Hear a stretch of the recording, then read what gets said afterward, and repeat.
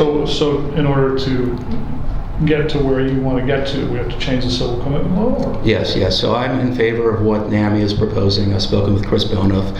You all have written about it as well, and I think there was a juxtaposition between what NAMI is proposing as well as what this Disability Rights Oregon is opposing to. There's a CTC work group right now where there's judges, legislatures, and a bunch of community organizations, including the National Alliance for Mental Illness, and including Disability Rights Oregon. And they have these graphs of how many people agree that we need to have a civil commitment statute that's more in tune with our needs right now and the needs of the people living on the streets and having mental crises.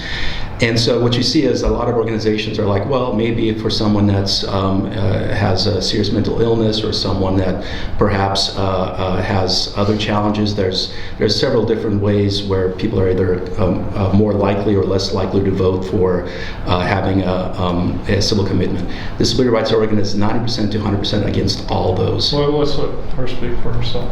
Thank you. One, I'm going to answer for me, not for Disability Rights Oregon, because, I am my own person, I'm my own candidate. And, I have a lot of experience in this area. And I wish that I could say, I thought, if we just expand civil commitments, it's going to be the thing that makes the difference. I don't actually think that, and I don't think that for a couple of reasons. One is mental illness is a chronic disease. It's not just an emergency situation. So when somebody has a chronic disease like heart disease and they have a heart attack, do they need to go to an emergency room and be treated? Yes. And then when they're stable, they're discharged. And if you're getting good care, you're going to have follow-up with a primary care physician. You probably have a cardiologist. You're put on medication. You may have to have lifestyle changes. You build around, and your whole goal is to stay healthy. If all we ever offered in mental health, like heart disease, was if you have a heart attack, okay, we'll stop the heart attack. And then bye. And then you're gonna come back a year later and we'll treat your heart attack. Ooh, now we've got some damage. Now we're not as healthy. You will deteriorate and you will eventually die. And that is what we do in Oregon for mental health. All we offer is hospitalization. And it does what it's supposed to do.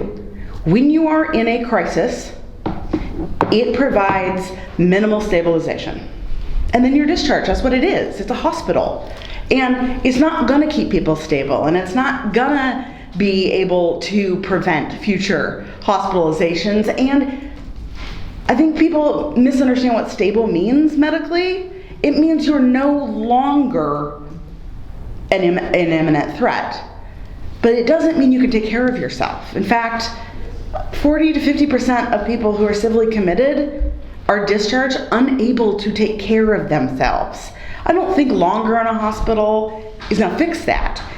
But the truth is, Medicaid won't pay for hospitalization. So when I think about I've been fighting for years for more money for behavioral health, particularly community-based behavioral health.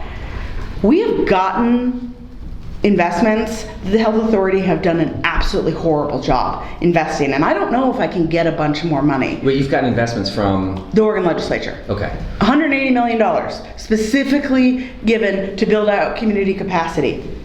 The health authority can't tell us where $57 million of that is. Doesn't know. Literally? Yeah, literally. There's no auditor who said, hey, this is... They said it in the legislative committee.